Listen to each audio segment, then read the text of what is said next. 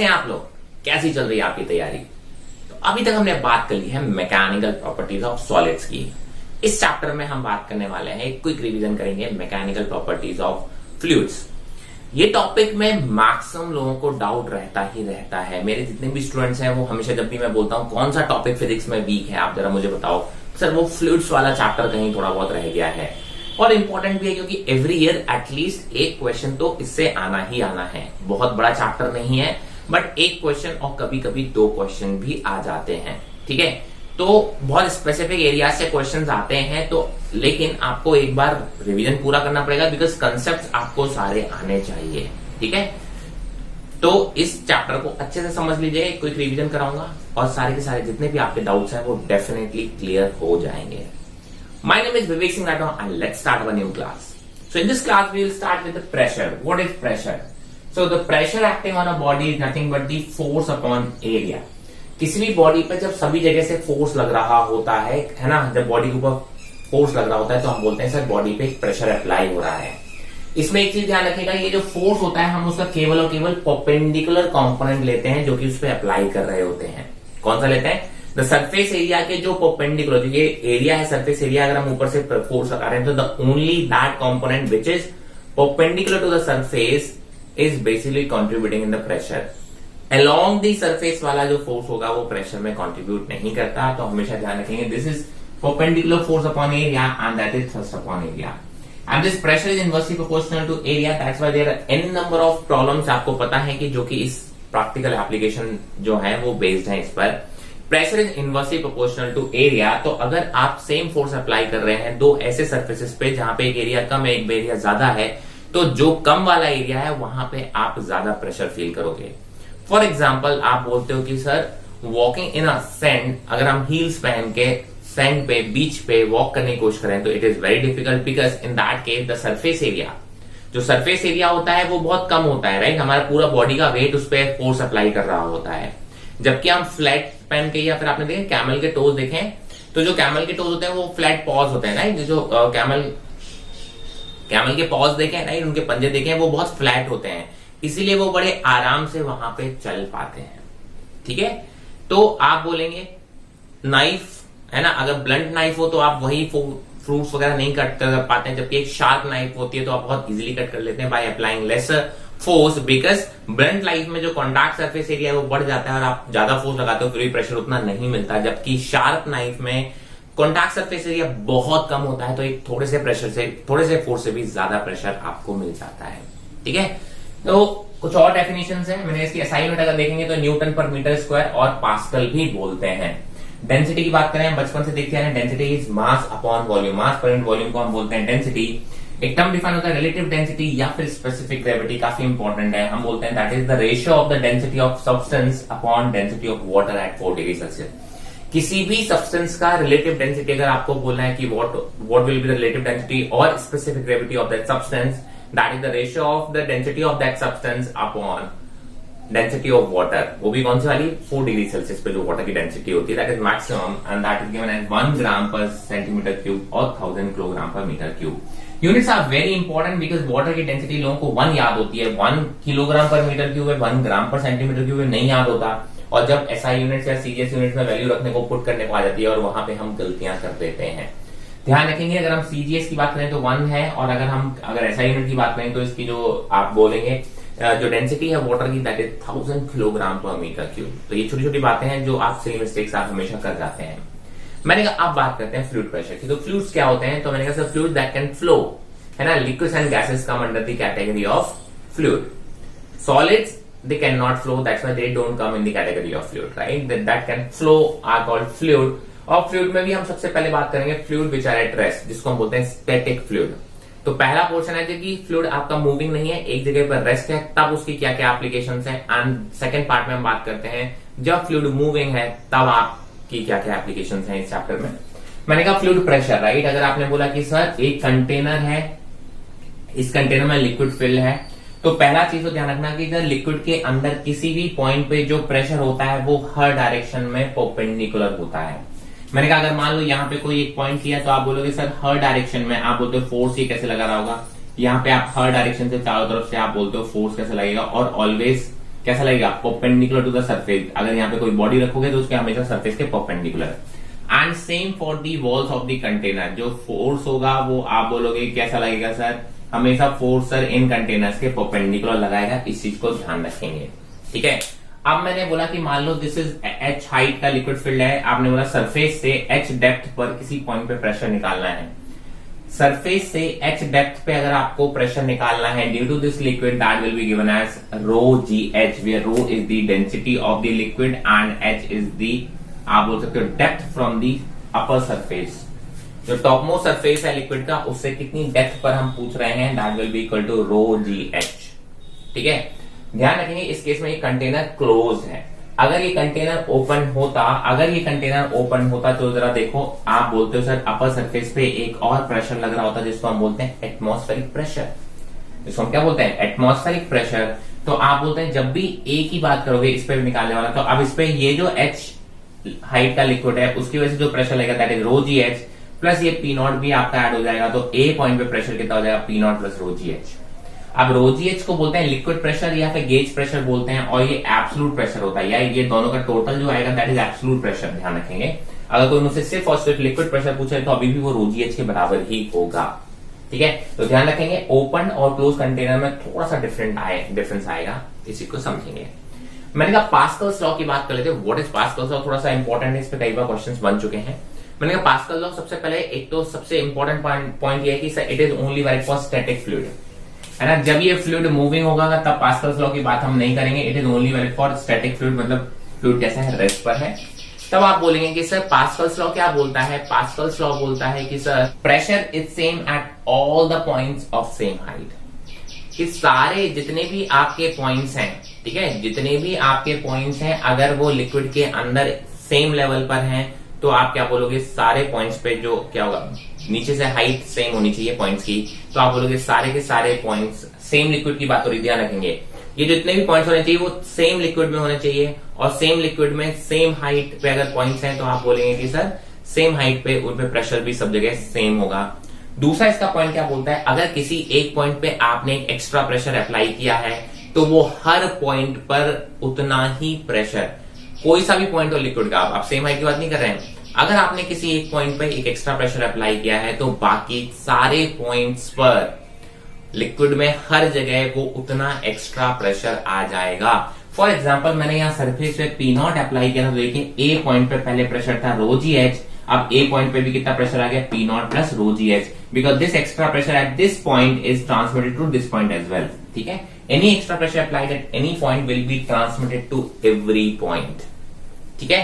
मैंने इसी कुछ एप्लीकेशन देख लेते हैं। मैंने कहा जरा ये देखिए एक लिक्विड है, अब आप देखिए अगर ये लिक्विड आपस में कनेक्टेड है, कंटेनर के शेप कुछ भी हो, कंटेनर के शेप कुछ भी हो, आप बोलोगे सर सब में लिक्विड का लेवल कैसा जाके रुकेगा, सेम रुकेगा, ठीक है। वाई, बिकॉज मैंने कहा सर हर कंटेनर के नीचे एक पॉइंट एरिया मैंने ए बी सी और वो तीनों ही सेम लेवल पर हैं, तो आपने बोला इन पे प्रेशर कैसा होना चाहिए, सेम होना चाहिए, ये पास्कल लॉ बोल रहा है। और प्रेशर की वैल्यू हमें मालूम है कैसे निकलेगी, P naught plus rho g H, P not सब जगह पे एटमॉस्फेरिक प्रेशर है वो सेम है, तो इसका मतलब एच की हाइट भी सेम होनी चाहिए, तभी तो आप बोलोगे प्रेशर सेम होगा। तो ध्यान रखेंगे जब भी आप 2 3 4 कंटेनर्स को आप आपस में कनेक्ट करेंगे तो उन सब में level of liquid will be same, उनका शेप वगैरह कुछ भी हो उससे फर्क नहीं पड़ेगा। ये आपके घर में आपकी जो टंकियां होती हैं, आपकी वाटर टैंक्स जो होती हैं आपके टॉप पे रखी होती हैं, वो आपस में अगर कनेक्टेड हैं तो आप देखिए कि साथ में वो भरती हैं और साथ में ही खाली होती हैं, हमेशा उन दोनों टैंक्स में एक लेवल पे ही वाटर मेंटेन होता है, ठीक है। मैंने कहा दूसरा ये बहुत इंपॉर्टेंट है जिसको हम बोलते हैं हाइड्रोलिक लिफ्ट बोलते हैं, राइट। ये बहुत सारे आप बोलते हैं हाइड्रोलिक लिफ्ट, हाइड्रोलिक लिफ्ट आपने काफी सुना होगा, हाइड्रोलिक ब्रेक आपने सुना होगा, तो हाइड्रोलिक लिफ्ट भी पास्कल लॉ का एक एग्जांपल है। मैंने कहा सर अगर देखिए ये एक लिक्विड था, उसके ऊपर दोनों पे प्लेटफॉर्म रखा हुआ था, इनिशियली आप बोलोगे दोनों कैसे होंगे, सेम लेवल पर होंगे। अब मैंने एक छोटे से प्लेटफॉर्म पे एक एक्स्ट्रा फोर्स F1 अप्लाई किया, तो आप क्या बोलोगे सर इस प्लेटफॉर्म पे F2 फोर्स ऊपर की तरफ होगा, ऑब्वियसली एक तरफ से आप अगर लिक्विड को प्रेस करोगे तो दूसरी तरफ लिक्विड ऊपर की तरफ फोर्स लगा रहा होगा। अब आपने क्या बोला, अगर इस पॉइंट पे प्रेशर आपने P1 लगाया, मान लो कितना प्रेशर लगाया, P1 लगाया है, तो आप क्या बोलोगे सर यहाँ पे एक्स्ट्रा प्रेशर कितना डेवलप होगा, P2। We are talking about the extra pressure P1, तो यहाँ पे भी आप कितना प्रेशर अप्लाई वो एक्स्ट्रा प्रेशर जो जनरेट हुआ दैट इज P2। और पास्कल लॉ क्या बोलता है कि अगर आपने यहाँ P1 लगाया तो यहाँ पे भी एक्स्ट्रा प्रेशर कितना लगेगा, P2, दोनों कैसे होंगे, सेम होंगे। मैंने जरा देखो F1/A1 is equal to F2/A2। अब क्योंकि A1 is very less than A2, A1 बहुत छोटा है A2 से, तो आपने बोला ये रेशियो कब मेंटेन होगा। देखिए A1 छोटा है A2 से, तो F1 भी छोटा होगा F2 से, तभी तो आप क्या बोलोगे, रेशियो मेंटेन होगा। तभी आप बोलोगे जो F2 है वो काफी बड़ा होगा F1 से। तो मतलब आपने यहाँ पे एक प्लेटफॉर्म को एक छोटे से फोर्स से प्रेस किया, बट इस प्लेटफॉर्म को ऊपर उठाने में ज्यादा फोर्स मिल गया आपको। इसलिए तो हाइड्रोलिक लिफ्ट हम यूज करते हैं बड़े बड़े हैवी व्हीकल्स को उठाने में, बड़ी बड़ी हैवी बॉडीज को मूव करने में। एक साइड हम थोड़ा सा फोर्स अप्लाई करते हैं और वहां पर ज्यादा फोर्स हमको मिल जाता है, तो हम ज्यादा हैवी बॉडी को लिफ्ट कर पाते हैं। ठीक है, तो again this is an application of Pascal's law. मैंने एक और एप्लीकेशन देख लेते हैं पास्कल्स लॉ की, ये नीट में ऑलरेडी क्वेश्चन पूछा भी जा चुका है। ठीक है, मैं उसी टाइप के एग्जाम्पल को देख लेते हैं। मैंने कहा देखिए इसमें 2 लिक्विड फिल्ड हैं। ठीक है, इस कंटेनर में 2 लिक्विड फिल्ड हैं, और आप क्या बोलेंगे, दोनों लिक्विड्स की अगर मैं बात करूं, एक तो वाटर है दिख रहा है मुझे, और एक उसमें कोई और लिक्विड है जिसकी डेंसिटी है ρl। वो जब स्टैटिक कंडीशन में आते हैं तो वो इस तरीके की कंडीशन देखिए, ये हाई डिफरेंसेस आपको दे रखे हैं। आपको ये बताना है इसमें डेंसिटी ऑफ लिक्विड कितना होगा। देखिए ये एक अप्रोच होती है कि इस टाइप के क्वेश्चन को सॉल्व करने का तरीका क्या होता है, वो आप अच्छे समझ लीजिए, क्वेश्चन आपसे सारे बन जाएंगे। मैंने कहा सबसे पहले हम एक बाउंड्री ढूंढते हैं, 2 लिक्विड्स की बाउंड्री कहां पर है। ठीक है, मैंने कहा सर देखिए इसमें 2 लिक्विड की बाउंड्री आपको यहां मिलेगी, तो आपको क्या करना है सर, ये देखिए ये बाउंड्री है, आप बोलते हैं सर एक तो इस पॉइंट पे, और सेम लेवल का पॉइंट आप इसी लिक्विड में यहां कहीं पे भी फाइंड आउट कर लेंगे। हमेशा देखिए एक पॉइंट आप बाउंड्री पे ढूंढेंगे और सेम लिक्विड के अंदर जिसमें आपने ये पॉइंट लिया है उसी लिक्विड में आप दूसरा पॉइंट सेम हाइट पर ढूंढ लेंगे, और आप बोलेंगे यहाँ पे अगर प्रेशर P1 है तो यहाँ पे प्रेशर कितना होगा P2, और आप बोलते हैं पास्कल लॉ। देखिए ये दोनों ही पॉइंट सेम लिक्विड के अंदर लाई कर रहे हैं। क्या ये दोनों ही पॉइंट सेम लिक्विड के अंदर लाई कर रहे हैं? एग्जैक्टली सर, ये दोनों ही वाटर के पॉइंट्स मैंने लिए। क्या दोनों ही सेम लेवल पे है? बिल्कुल सर सेम लेवल पे है। तो मुझे मालूम है सर P1 की वैल्यू किसके बराबर आनी चाहिए, P2 के बराबर आनी चाहिए। आप P1 जरा देखिए कितना है सर, मैंने कहा सर ऊपर से देखिए यहाँ पे P0 लग रहा होगा, एटमॉस्फेरिक प्रेशर, प्लस इसके ऊपर ये वाला लिक्विड है जिसकी हाइट है D+L। ठीक है, D+L, D की वैल्यू 135 है और L की वैल्यू 135 मिलीमीटर है और D की वैल्यू 15 मिलीमीटर है। ध्यान रखेंगे, हालांकि हमारी चीजें मैक्सिमम कैंसिल हो जाएंगी, बट फिर भी थोड़ा ध्यान जरूर रखा करेंगे। तो मैंने कहा इसके लिए लिखोगे density of liquid into G into 150 mm। तो this is the pressure at this point. ध्यान रखें, ऊपर से लग रहा होगा P0 प्लस इतनी लिक्विड का जो फोर्स है, आप प्रेशर है सॉरी, आप बोलोगे ρgh होता है तो आप बोलोगे सर ρgh, तो ऊपर से इतना प्रेशर लग रहा होगा P1। मैंने कहा P2 पे बोलेंगे तो ठीक है, P2 पे यहाँ पे भी P0 लग रहा होगा, प्लस इसमें लिक्विड कौन सा है, ये L, और वाटर लिक्विड है, तो आप क्या बोलोगे, that will be equal to P0 plus density of water into G, और ये H कितना है या हाइट कितनी है, ये L के बराबर है, मतलब कितना है, ये 135 mm है। तो सर P0 से P0 कैंसिल हो जाएगा, जब ये P0 हट जाएगा तो आप G को भी कैंसिल कर पाओगे, और मिलीमीटर से मिलीमीटर, इसलिए मैंने यूनिट्स को चेंज नहीं किया, बिकॉज मुझे मालूम है दोनों जगह से ये कैंसिल आउट हो जाएंगी। तो यहां से अगर आप बात करेंगे डेंसिटी ऑफ लिक्विड आ जाएंगे बहुत आराम से। तो डेंसिटी ऑफ लिक्विड आएगा आपका, देखिए डेंसिटी ऑफ वाटर इंटू 135/150। ध्यान से देखिए, density of liquid is equal to density of water into 135/150। ठीक है, इसको आप चाहें तो सॉल्व कर सकते हैं। इसको जब आप सॉल्व करेंगे तो देखिए ये लगभग सॉल्व हो जाएगा, ये 150.9 कितना हो जाएगा, 0.9। अगर मैं इसको कैंसिल आउट करूंगा तो ये 0.9 हो जाएगा, 0.9 इंटू डेंसिटी ऑफ वाटर। अब डेंसिटी ऑफ वाटर अगर आप सीजीएस में रखोगे तो 1, तो आप बोलोगे डेंसिटी ऑफ लिक्विड कितनी आ जाएगी, 0.9 ग्राम पर सेंटीमीटर क्यूब। और अगर आप 1000 रखेंगे एसआई यूनिट में तो ये कितना हो जाएगा, 0.9 into 1000, that is 900 kilogram per metre cube. देखिए इसमें प्रोसेस को समझिए, हमेशा बाउंड्री पे एक पॉइंट फाइंड आउट करते हैं, और आप बोलते हो सेम लेवल का एक लिक्विड में दूसरा पॉइंट फाइंड आउट करेंगे, और दोनों ही पॉइंट पे आप बोलेंगे प्रेशर की वैल्यू निकालेंगे और इक्वेट कर देंगे, and this is how you can get the answers. So this is very important type. इसमें नीट में ऑलरेडी क्वेश्चन पूछे जा चुके हैं और आपको इस टाइप के क्वेश्चन सॉल्व करने आने भी चाहिए। Now we are going to talk about the barometer. What is barometer? A barometer is a device to measure atmospheric pressure. Remember this, to measure atmospheric pressure only. ठीक है, barometer से हम क्या major करते हैं? एटमॉस्फेरिक प्रेशर मेजर करते हैं। चलिए, अच्छी बात है। मैंने कहा सर देखिए ये डिवाइस क्या होता है? मैंने कहा सर एक लिक्विड बात होता है, मतलब वेसल है, वेसल में आपने ढेर सारा लिक्विड ले रखा है। उस लिक्विड में आप क्या करते हो कि सर एक फ्लास्क लेके आते हो, उस फ्लास्क को ऐसे अंदर तक क्या करते हो? पूरा लेके जाते हो, पूरा फिल कर देते हो लिक्विड से, और फिर धीमे धीमे आप उसको रिलीज करते हो और उसमें से लिक्विड धीमे धीमे निकलता जाएगा बाहर, और ये इस तरीके से ऐसे बैलेंस हो जाएगा। ठीक है, अब जब ये बैलेंस होगा तो ध्यान रखिएगा, क्योंकि लिक्विड ऐसे यहां से निकल रहा है, एयर अंदर नहीं जा पाई है, तो ये वाला एरिया आपका वैक्यूम बन जाता है। ठीक है, ध्यान रखें, दिस इज दी मैथड आप बोल सकते हो कि जो कि फर्स्ट टाइम वैक्यूम वगैरह बनाने में यूज किए गए होंगे। यहाँ पे वैक्यूम बन जाएगा, और जब इक्विलिब्रियम की कंडीशन आती है तो लिक्विड देखिए ये आपका कंटेनर में लेवल है, लेकिन अगर इस फ्लास्क के अंदर देखें, इस ट्यूब के अंदर देखें, तो सर ये लिक्विड जो है वो कुछ हाइट ऊपर जाके रुका होता है। ठीक है, तो हम इसी को यूटिलाइज करते हैं, पास्कल्स लॉ अप्लाई करते हैं, और हम फाइंड आउट करते हैं कि एटमॉस्फेरिक प्रेशर कितना है उस एरिया में।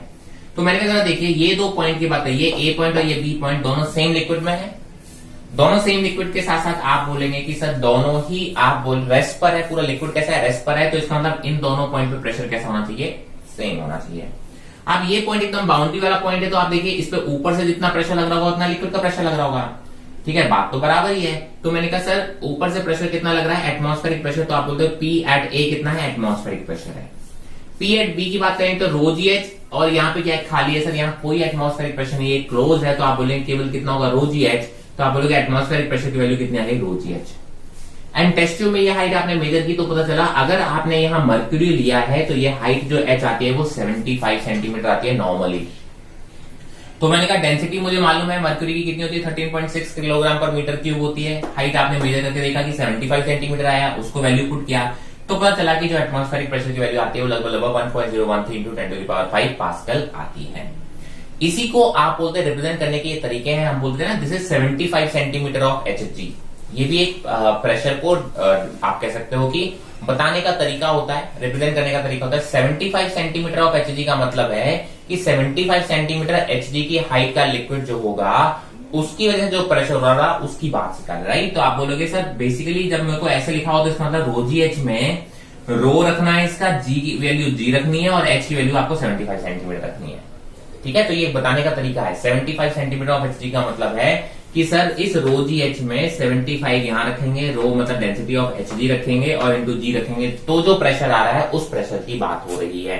तो ये प्रैक्टिकल यूनिट भी आप कह सकते हो, या प्रैक्टिकल तरीका बोल सकते हो प्रेशर को रिप्रेजेंट करने का। Now we are going to talk about the Archimedes principle. What is Archimedes principle? तो आर्किमिडीज प्रिंसिपल थोड़ा अच्छे समझ लीजिए, हमें बहुत अच्छे से कंसेप्ट नहीं पता होता है। मैंने कहा जब भी आप किसी भी बॉडी को लिक्विड के अंदर लेके जाते हो तो लिक्विड उसको एक अपवर्ड फोर्स लगा रहा होता है। उस अपवर्ड फोर्स को हम बोलते हैं बायंट फोर्स, अपवर्ड थ्रस्ट बोलते हैं, बायंट फोर्स बोलते हैं। This process is called buoyancy. वो जो अपवर्ड फोर्स लग रहा है, वो अपवर्ड फोर्स कितना लग रहा है, that has been measured by Archimedes first. ठीक है, उसने बोला जो अपवर्ड फोर्स है, बायंट फोर्स है, that is equal to the weight of the liquid displaced by the body. देखिए इतना पोर्शन इसके अंदर गया है तो ऑब्वियसली इतने पोर्शन का जो वेट वो लिक्विड होगा वो उसने डिस्प्लेस कर दिया, वहां से रिमूव करके दूसरे से शिफ्ट कर दिया। तो आप बोलोगे ये जो पोर्शन रिमूव हुआ है इसका जो वेट है that is equal to the upward force. ठीक है, तो force of buoyancy is nothing but the weight of the liquid displaced, this is mass of the displaced liquid. ठीक है, तो इसको हम अगर वैल्यू वाइज फाइंड आउट करेंगे तो that will be coming as rho V g, where rho is the density of liquid, volume is the volume immerse, जितना volume immerse है बॉडी का वो इंटू जी। इस बॉडी का होल वॉल्यूम अगर हम बात करें तो आप बोलो दैट इज बी, और इमर्ज वॉल्यूम की बात करेंगे जितना पोर्शन पानी के अंदर है या लिक्विड के अंदर है दैट इज बी इमर्ज। तो फोर्स ऑफ बायंसी निकालने का ये एक डायरेक्ट फॉर्मूला है, force of buoyancy equal to density of liquid into volume immerse into g. अब इसमें कुछ केसेस बनते हैं कि जब भी आप बॉडी को जिसको आप इसमें सबमर्ज कराने की कोशिश कर रहे हैं तो अगर उसकी डेंसिटी ज्यादा है, उसकी डेंसिटी ज्यादा है तो उस पर दो फोर्सेस लग रहे होंगे, एक आप लग रहा होगा नीचे की तरफ उसका वेट और ऊपर की तरफ लग रहा होगा अपवर्ड फोर्स। अगर उसकी डेंसिटी ज्यादा होगा तो डेफिनेटली उसका वेट अपवर्ड फोर्स से कहीं ज्यादा होगा तो बॉडी फ्लोट नहीं कर पाएगी और बॉडी विल सिंक। ध्यान रखेंगे, अगर बॉडी की डेंसिटी लिक्विड की डेंसिटी से ज्यादा है तो बॉडी विल सिंक। ठीक है। उस केस में आप बोलोगे पूरा का पूरा वॉल्यूम बॉडी का लिक्विड के अंदर इमर्ज होगा, तो फोर्स ऑफ बायनेंसी कितना होगा, rho L V g. V immerse की जगह पे हमने वी टोटल लिख दिया, because V immerse is V total. Total का टोटल वॉल्यूम अब आपका लिक्विड में इमर्ज है, तो हम उस केस में फोर्स ऑफ बायनेंसी लिख सकते हैं, इतना आ रहा होगा। ठीक है। अब वो एक एपरेंट वेट की बात करें, एपरेंट वेट क्या हो गया, नेट डाउनवर्ड फोर्स की बात करते हैं, राइट। एपरेंट वेट क्या, हमें कितना वेट फील हो रहा होगा, that is the net downward force. आपने बोला कि सर नीचे की तरफ मेरा वेट लग रहा है, एक्चुअल वेट माइनस जो अपवर्ड फोर्स है उसको मैं माइनस कर दूं, तो that will be the net downward force. तो एक्चुअल वेट में से अगर मैं फोर्स ऑफ बायनेंसी को माइनस कर दूंगा तो मेरा एपरेंट वेट आएगा। By putting the values we got this formula, apparent weight is equal to actual weight into 1 minus density of liquid upon density of body. ठीक है। तो ये फॉर्मूला आप डायरेक्टली आप इसको अप्लाई कर सकते हो जहां पे भी आपका यूज हो रहा हो। दिस इज वैलिड फॉर इस केस के लिए जब बॉडी सिंक हो जाएगी। जब बॉडी सिंक ही नहीं होगी तो काय का एपरेंट वेट, तो आप बोलोगे जब वो फ्लोट करने लगेगा और एपरेंट वेट कितना हो जाएगा, 0। मैंने कहा देखते हैं सेकंड केस की बात करते हैं। अगर लिक्विड की डेंसिटी ज्यादा है बॉडी से, बॉडी की डेंसिटी कम है, हल्की बॉडीज हैं, तो आप बोलोगे आप उस केस में जितना वॉल्यूम इमर्ज होगा केवल उसकी वजह से फोर्स ऑफ बायनेंसी होगा। तो इसलिए देखिए यहाँ पे टोटल वॉल्यूम की जगह पे क्या लिखा होगा, केवल volume emerge.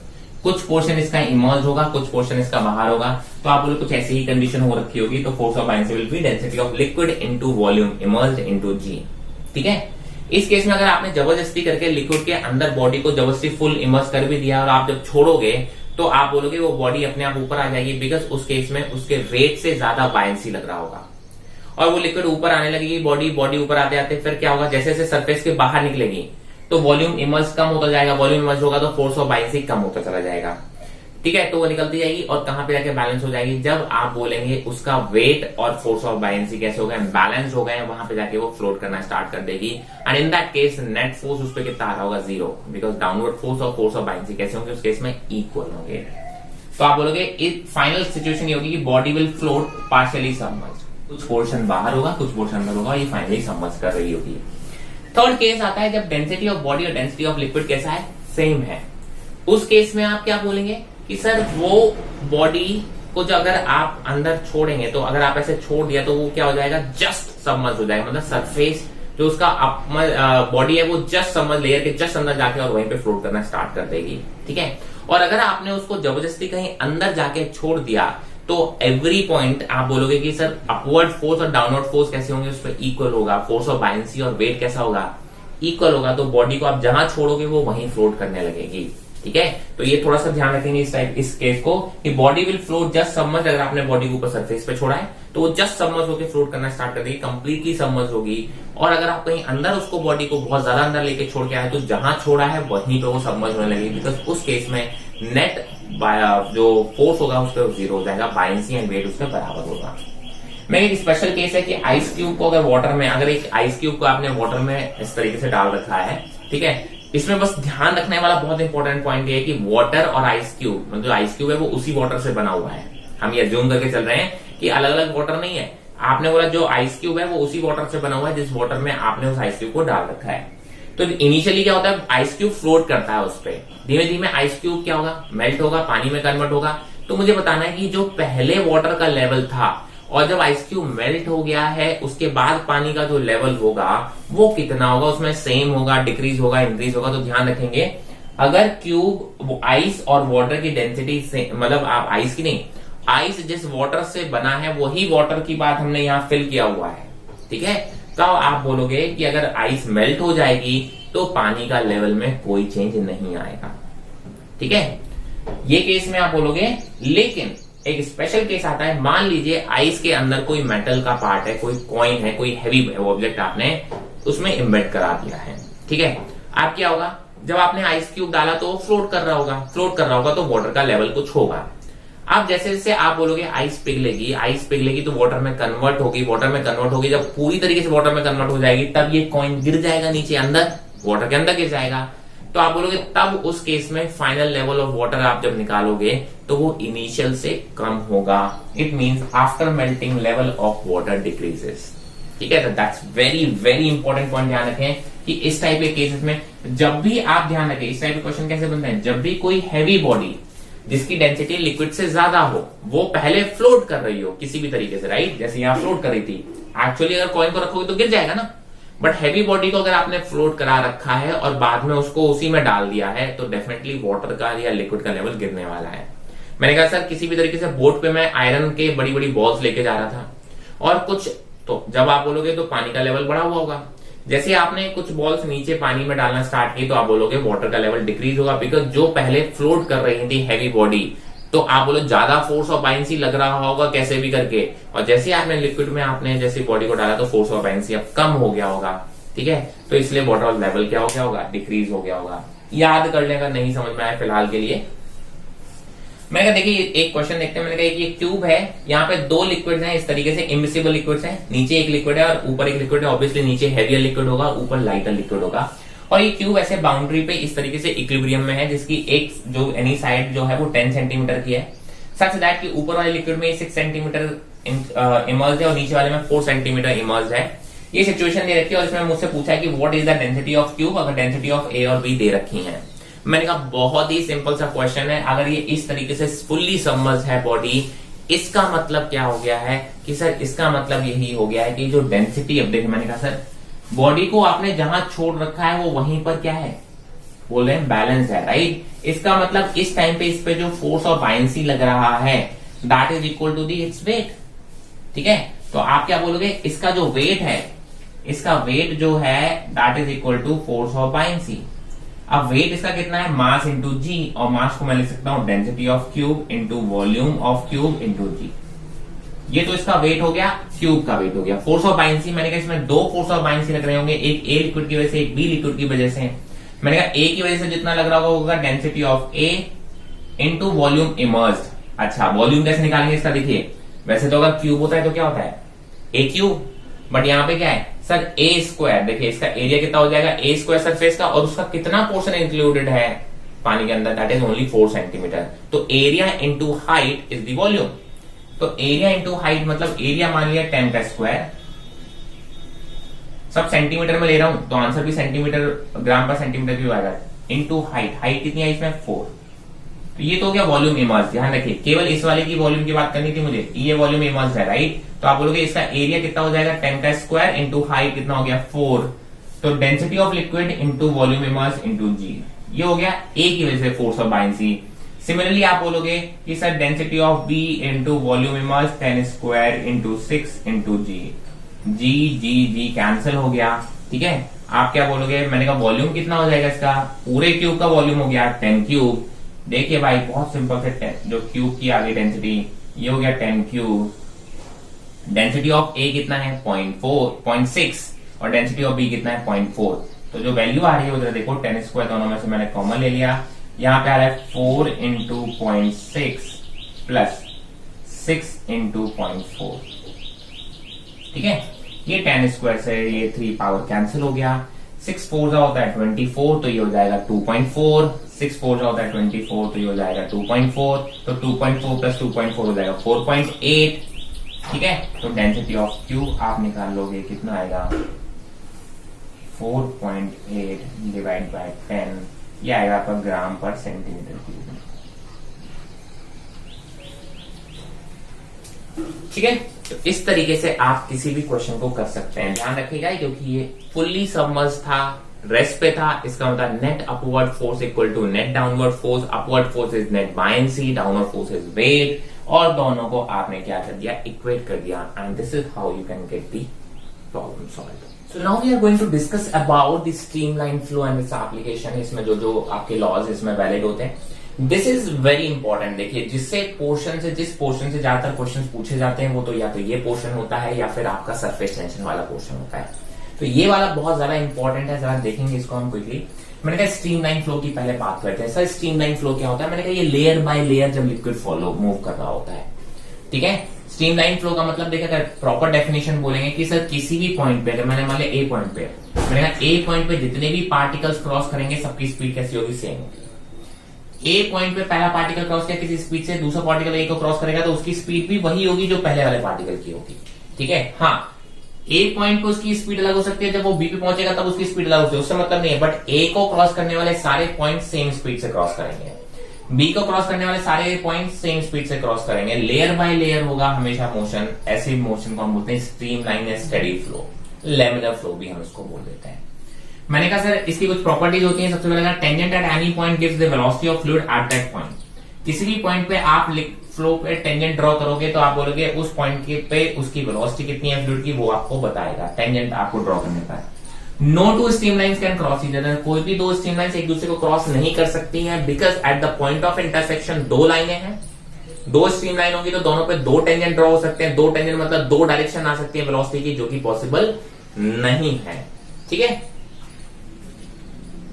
Fluid velocity remains constant eight any point. मैंने कहा एक पॉइंट पे फ्लूइड वेलोसिटी हमेशा कैसे रहने वाली है, कांस्टेंट रहने वाली है। मतलब ए को क्रॉस करोगे तो हर बार आप थोड़ी देर बाद देखोगे ए पे तो velocity will remain the same. हाँ, ए और बी पे अलग अलग वेलोसिटीज हो सकती हैं, इससे कोई फर्क नहीं पड़ेगा। इसमें एक चीज और ध्यान रखेंगे कि वेलोसिटी ऑफ ए यहाँ पे ज्यादा, स्पीड ऑफ ए यहाँ पे ज्यादा होगी, बिकॉज यहाँ पे क्लोज ये जो स्ट्रीम लाइन है ये काफी पास पास है, यहाँ दूर दूर है, तो जहां डेंसिटी ज्यादा होती है इसका मतलब वहां पे आप बोलेंगे तो फ्लूइड वेलोसिटी भी ज्यादा होगी, फ्लूइड स्पीड भी ज्यादा होगी। तो ये कुछ प्रॉपर्टीज थी स्ट्रीम लाइन फ्लो की। अब हम बात करने वाले हैं कि बहुत ही ज्यादा जिससे क्वेश्चन जनरली बनते आए हैं अभी तक, आइडियल फ्लूइड। हम बात करते हैं केवल और केवल आइडियल फ्लूइड की। इसका मतलब कोई भी दो लेयर्स के बीच में फ्रिक्शन वगैरह नहीं है और ये इनकम्प्रेसिबल लिक्विड्स हैं। मतलब कि आप बोलेंगे कि सर ये डेंसिटी इनकी कांस्टेंट रहने वाली है थ्रू आउट, प्रेशर वेरिएशन कितना भी होता है पर इसकी डेंसिटी में कोई चेंज नहीं आएगा और they will be flowing in the streamline flow. ठीक है, तो ये सारे के सारे जो लॉज हैं वो स्ट्रीमलाइन फ्लो पे ही अप्लाई होते हैं। जरा देखेंगे, मैंने इक्वेशन ऑफ कंटिन्यूटी की बात कर लेते हैं। इक्वेशन ऑफ कंटिन्यूटी क्या बोलता है, मैंने कहा मान लीजिए ये क्रॉस सेक्शन दे रखा है मैंने पाइप का। मैंने कहा यहाँ से जो एंटर कर रहा है लिक्विड वो V1 स्पीड से एंटर कर रहा है, यहाँ से निकलते टाइम उसकी स्पीड कितनी है, V2 है। यहाँ area of cross section A1 है और यहाँ A2 है। तो आपने बोला सर ये जो लॉ है that is based on conservation of mass. जितना मास यहाँ से एंटर करेगा हर सेकेंड उतना ही मास आपको बाहर आना पड़ेगा, है ना। जितना ही मास यहाँ से एंटर करेगा पर सेकेंड उतना ही मास यहाँ से बाहर आएगा। इसका मतलब mass entering per second should be equal to mass outcoming per second. तो हमने मास को लिख दिया density into volume, density into volume, ठीक है, और वॉल्यूम अपॉन टी। ध्यान रखेंगे volume rate flow, right, volume rate flow, इसको हम बोलते हैं वॉल्यूम अपॉन टाइम, इसको हम बोलते हैं रेट फ्लो या volume rate flow, that is equal to A into V, area into velocity. ठीक है, वॉल्यूम रेट फ्लो को हम हमेशा ध्यान रखेंगे, जब भी वॉल्यूम रेट फ्लो आ जाए मतलब volume flowing per second, that can be written as area of cross section into velocity. तो मैंने इसको रखा तो यहाँ पे लिखा है ρ1 A1 V1 equal to ρ2 A2 V2। तो ये आपका एक जनरल फॉर्मूला हो गया। मैंने कहा अगर हम मानते हैं कि हमारा लिक्विड इनकम्प्रेसिबल है तो डेंसिटी भी बराबर होंगी, और अगर डेंसिटी भी बराबर होंगी तब आप लिख पाओगे A1 V1 equal to A2 V2। So this is only valid when densities are also same. Incompressible liquid, अगर इनकम्प्रेसिबल लिक्विड नहीं है तो आपसे ये डायरेक्ट फॉर्मूला ये अप्लाई करके भी आप उससे निकाल सकते हैं। ठीक है, तो A1 V1 equal to A2 V2 मतलब A इंटू V की वैल्यू कैसी होगी, कांस्टेंट होगी, and this is based on conservation of mass. ठीक है, इस चीज को ध्यान रखिए, ना ही मास क्रिएट हो सकता है इन बिटवीन द पाइप और ना ही वहां पे मास लॉस्ट हो सकता है। बर्नौलीज इक्वेशन की बात कर लेते हैं, बट बहुत इंपॉर्टेंट है भाई साहब, बहुत क्वेश्चन बनते आ रहे हैं इस पे बर्नौलीज इक्वेशन पे। मैंने कहा बर्नौलीज इक्वेशन की बात करें, सबसे पहले तो it is just based on energy conservation. It is nothing but it's a form of energy conservation. ठीक है, जो कि हम अभी तक पढ़ते आए हैं, और ये वैलिड है आइडियल फ्लूइड्स के लिए। मतलब हम इसमें फ्रिक्शन की बात नहीं करते हैं, हम डेंसिटी कांस्टेंट रखते हैं। तो केवल और केवल ये इसकी लिमिटेशन भी है कि Bernoulli's equation is only valid for ideal fluids. ठीक है, मैंने कहा कुछ इस टाइप का आपने दे रखा है, इसमें भी हमने एक पाइप का क्रॉस सेक्शन दे रखा है। मैंने कहा सर ये वाला H1 हाइट पर है, यहाँ पे प्रेशर P1 है इस एंड पर और उसकी वेलोसिटी है V1। मैंने कहा ये वाला एंड H2 हाइट पर है, इस पॉइंट पे प्रेशर P2 है और जो वेलोसिटी है वो V2 है। तो ये क्या बोलता है कि सर यहाँ पे इस एंड पे जो टोटल एनर्जी होगी और इस एंड पे जो टोटल एनर्जी होगी उसको हम क्या बोलते हैं, कांस्टेंट। ठीक है, बर्नौलीज क्योंकि लिक्विड की बात करते हैं, है ना, कोई मास फिक्स तो नहीं है, इट्स फ्लोइंग पर सेकेंड, तो हम बोलते हैं एनर्जी पर यूनिट वॉल्यूम को हम क्या बोल देते हैं, कांस्टेंट बोल देते हैं। Energy per unit volume is constant. तो आप बोलेंगे pressure energy per unit volume अगर हम बात करेंगे तो that will be equal to pressure. Potential energy per unit volume mgh upon volume will be coming as ρgh। ध्यान रखें, mass upon volume can be converted to density, and the kinetic energy half mv square can be converted to kinetic energy per unit volume is half rho v square because mass upon volume is density। तो ये क्या बोल रहा है, pressure energy plus potential energy plus kinetic energy for a liquid will remain constant. ठीक है, इसका मतलब एट वन पॉइंट आपने बोला प्रेशर की वैल्यू P1 है, H1 हाइट है तो आप बोलोगे rho g H1 plus half rho V1 square is equal to P2 plus rho g H2 plus half rho V2 square. ठीक है, ये इसी तरीके से आपको अप्लाई करना होता है दो अलग अलग पॉइंट पे। एनर्जी कंजर्वेशन है कि इनिशियल एनर्जी कितनी थी और फाइनल एनर्जी, लेकिन यहाँ पे ध्यान रखें एनर्जी तीन होंगी, प्रेशर एनर्जी होगी, पोटेंशियल एनर्जी होगी और काइनेटिक एनर्जी होगी। और हम यहाँ पे बात करते हैं पर यूनिट वॉल्यूम के टर्म्स में। किस टर्म्स में बात करते हैं हम? पर यूनिट वॉल्यूम के टर्म्स में बात करते हैं, तो इस चीज को ध्यान रखें। ठीक है, मैंने कहा ये देखिए इसकी एप्लीकेशन है कुछ, जैसे स्पीड ऑफ एफ्लक्स। जब भी एक कंटेनर है, कंटेनर में एक बहुत छोटा सा अगर हम होल करते हैं, वहां से लिक्विड फ्लो आउट होना स्टार्ट हो जाएगा। तो वो जो लिक्विड की वेलोसिटी है, किस स्पीड से वो लिक्विड बाहर आ रहा है, उसको हम बोलते हैं वेलोसिटी ऑफ एफ्लक्स। ठीक है, तो मैंने कहा सर देखिए अगर ये क्लोज कंटेनर है और मैंने कहा कि मान लो कि सर एच डेप्थ पर, ये देखिए लिक्विड के जो टॉपमोस्ट सरफेस से एच डेप्थ पर अगर मैंने एक होल किया है, तो आप क्या करोगे सर, इस पॉइंट पर, टॉपमोस्ट पॉइंट पे और इस पॉइंट पे आप बर्नौलीज लगाएंगे एंड इक्वेशन ऑफ कंटिन्यूटी लगाएंगे, तो ये फॉर्मूला निकल के आता है वेलोसिटी ऑफ एफ्लक्स का, that is equal to 2 by rho into P। यहाँ पे प्रेशर है, यहाँ पे ओपन में आ रहा है तो एटमॉस्फेरिक प्रेशर आ गया, तो P minus P naught plus rho g h under root में। ध्यान रखा, इसको आप अगर डायरेक्टली भी अप्लाई करेंगे तो आपने बोला इस पॉइंट पे आप क्या निकालेंगे सर, बर्नौलीज लगाएंगे, इस पॉइंट पे क्या लगाएंगे, बर्नौलीज लगाएंगे एंड इक्वेशन ऑफ कंटिन्यूटी अगर A1 A2 दे रखे होंगे, ठीक है, तो आप बोलेंगे ये सब अप्लाई करेंगे तो आपको, आप यहाँ पे वेलोसिटी ऑफ एफ्लक्स आप डायरेक्टली फॉर्मूला भी याद रख सकते हैं, under root of 2 by rho into P minus P naught plus rho g h. फॉर्मूले में ध्यान रखना है, रो डेंसिटी है, P टॉप मोस्ट पॉइंट का जो सरफेस है उसका प्रेशर है और P नॉट एटमॉस्फेरिक प्रेशर, क्योंकि ये ओपन में आ रहा है तो ओपन में एटमॉस्फेरिक प्रेशर के बराबर होगा, and rho g h, h क्या है, आप हाइट ऑफ द लिक्विड बोलेंगे जो इस होल से ऊपर है, पूरे लिक्विड की हाइट नहीं है, जो ओपनिंग है उससे ऊपर जितनी भी हाइट है उसकी बात हम करेंगे। ठीक है, इसी का स्पेशल केस है जिसको हम टॉरिस लॉ भी बोल देते हैं, कि मैंने कहा अगर ये जो आपका कंटेनर है ये ऊपर से ओपन होता, अगर ऊपर से ओपन होता तो ऊपर वाला प्रेशर भी एटमॉस्फेरिक प्रेशर के बराबर होता है, यहाँ वाला प्रेशर तो ऑलरेडी एटमॉस्फेरिक प्रेशर के बराबर है, तो आप बोलोगे ये वाली टर्म कितनी हो जाती है, 0। तो velocity of efflux will become under root of 2gh। अगर आप बोलते हैं सर ये लिक्विड सरफेस से h डेप्थ पर अगर ये मैंने ओपन किया है, होल किया है, तो आप बोलेंगे sir velocity of efflux will become under root of 2gh। Sir this is very similar to the formula जो कि अगर हम बोलते हैं एक बॉडी को ड्रॉप करते हैं h हाइट से, तो जब वो ग्राउंड पे पहुंचते हैं तो उसकी वेलोसिटी कितनी होती है, अंडर रूट ऑफ 2gh।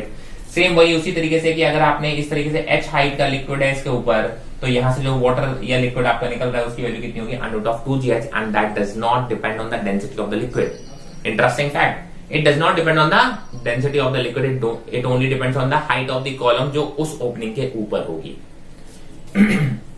अब मैंने कहा इसमें जरा थोड़ा मैकेनिक्स के देखिए फंडे लगा लेते हैं। मैंने कहा मान लो कि सर इसकी टोटल हाइट ग्राउंड से कितनी है, अपमर यहां तक लिक्विड फील्ड है, ध्यान रखेंगे यहां तक लिक्विड फील्ड है, जो लिक्विड फील्ड है उसकी जो आप बोलेंगे सर ग्राउंड से कितनी हाइट है टोटल, टॉप मोस्ट लेयर था उसने बोला कैपिटल H, और स्मॉल h सरफेस से स्मॉल h नीचे मैंने ये ओपनिंग कर रखी है, तो ऑब्वियसली आप बोलोगे यहाँ पे, तो कोई मुझसे पूछे वेलोसिटी कितना आएगा, तो आप बोलोगे रूट 2gh। अब जब ये यहां से ऐसे जाएगी तो आप बोलोगे सर यहां से इस पॉइंट से r डिस्टेंस पर जाके ये हिट कर रहा है ग्राउंड को, तो हमने इसको बोल दिया रेंज। ठीक है, जैसे हम बोलते हैं ये हॉरिजॉन्टल प्रोजेक्टाइल जैसा केस हो गया।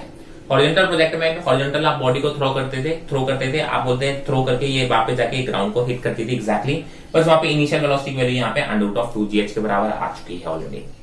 मैंने कहा टी टाइम कितना लगेगा, आप बोलोगे वही मैं मैकेनिक्स वाले फॉर्मूले लगा रहा हूँ, टी टाइम इसको यहाँ हिट करने में पहुंचने में कितना टाइम लगेगा जो यहां से निकलेगा, तो आप बोलोगे that will be under root of 2h/g। h कौन सा, जितनी हाइट ये ग्राउंड से ऊपर है, so that will come as capital H minus H।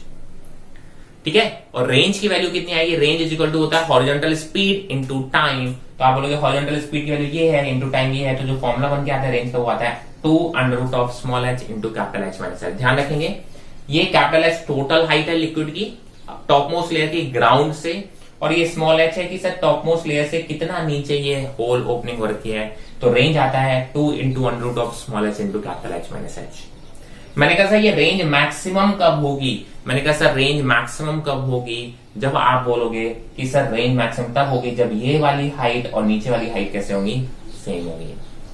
जब ये वाली हाइट और नीचे वाली हाइट, मतलब नीचे से इस होल की हाइट और ऊपर टॉप मोस्ट लेयर से इसकी जो डेप्थ है वो दोनों कैसे होंगे, सेम होंगे, मतलब टोटल हाइट का हाफ होंगे, तब आप बोलोगे रेंज की वैल्यू कैसी होगी, मैक्सिमम होगी। क्लियर। इसमें एक चीज और ध्यान रखना कि सर अगर आपने बोला कि ऊपर से जो h आ रहा है, ऊपर से अगर हाइट h है या फिर नीचे से ग्राउंड से हाइट h है, दो ओपनिंग की है, एक है टॉप मोस्ट लेयर से आप बोलते हैं h डेप्थ पर है और एक ग्राउंड से h हाइट पर है, तो दोनों ही केस में आप बोलेंगे दोनों केस में जो रेंज आएगी वो भी कैसी होगी, सेम होगी। ये कुछ ऐसे आप बोल सकते हो शॉर्ट ट्रिक्स मैंने आपको डायरेक्ट फॉर्मुले की फॉर्म में याद रख रहे हैं तो ज्यादा बेटर रहेगा। अदरवाइज आप बड़े आराम से इसमें इक्वेशन और मोशन वगैरह लगा के सॉल्व करेंगे तो भी आपके आंसर बहुत आराम से आएंगे। तो ये बातें हमने कुछ की equation of quantity and Bernoulli's theorem की, काफी इंपॉर्टेंट है बिकॉज क्वेश्चन इससे आते रहते हैं। मैंने कहा आपको जनरली क्वेश्चन जो आते हैं वो इससे आते हैं या फिर सरफेस टेंशन से आते हैं। आजकल सरफेस टेंशन थोड़ा ज्यादा हॉट टॉपिक हो रखा है, डायरेक्ट क्वेश्चन आ जाते हैं, तो सरफेस टेंशन जब हम पढ़ेंगे तो उसके क्वेश्चन भी करेंगे। तो आई होप आपको आज के लेक्चर में सारी चीजें क्लियर है। अगर आपको फिर भी कोई भी डाउट है तो आप मुझे कमेंट सेक्शन में मेंशन कर सकते हैं या फिर आप मुझे इंस्टाग्राम पे टेक्स्ट भी कर सकते हैं। इंस्टाग्राम की प्रोफाइल आपको डिस्क्रिप्शन में मिल जाएगी। तो आज के लिए इतना ही काफी है। Stay healthy, stay safe, thank you.